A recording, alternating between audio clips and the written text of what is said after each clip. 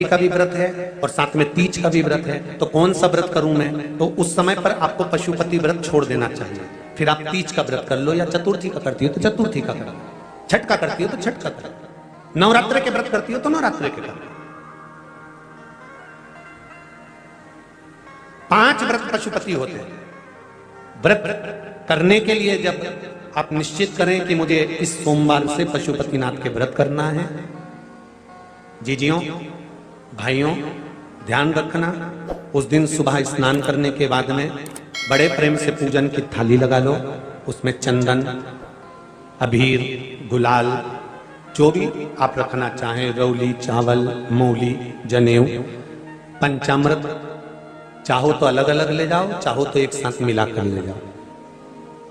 भगवान शंकर की पूजन करो सुबह के समय पर, और शिव जी का पूजन कर कर, आराधना कर कर भगवान शंकर से प्रार्थना करो, हे शिव जी, हे ओगरदानी, हे त्रिकालदर्शी, हे कैलाशी, अविनाशी, आज से मैंने पशुपति व्रत प्रारंभ करे।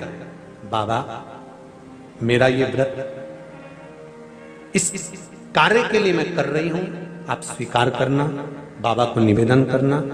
पूजन का सामान थाली में उतना लेकर जाना कि सुबह भी काम आ जाए और शाम को भी काम आ जाए। अलग से पूजन का साहित्य में शाम को अलग से नहीं रखना, थाली में उतना ही रख के ले जाओ जितना सुबह भी काम आए और शाम को भी काम आए। बाबा को निवेदन कर कर पूजा की थाली वापस ले आओ। शाम के समय पर घर में मीठा बनाओ, 6 दिए रखो थाली के अंदर घी के, और दिए रखकर मीठा ले जाकर मंदिर में पूजन करो। शाम को स्नान कराने की जरूरत नहीं, पंचामृत स्नान की जरूरत नहीं है। शाम को तो केवल जल का छींटा दे दो, पंचामृत का छींटा दे दो, बाबा की पूजन करो। पूजन कर कर प्रसाद के पहले 3 हिस्से करो। 3 हिस्से करने के बाद फिर आप दिया लगाइए। फिर बाबा को कितने दिए लगाना है? जम के बोलो, 5 दिए लगाना है आपको शंकर भगवान। 5 दिए लगाइए, एक एक दिया जलाते जाएं और शंकर भगवान से पहले सोमवार को दिया जलाते समय अपने हृदय की बात कहते जाएं। 5 दिए पूरे हो जाएं, छठा दिया जलाना नहीं है, उसको थाली में वापस रख लेना।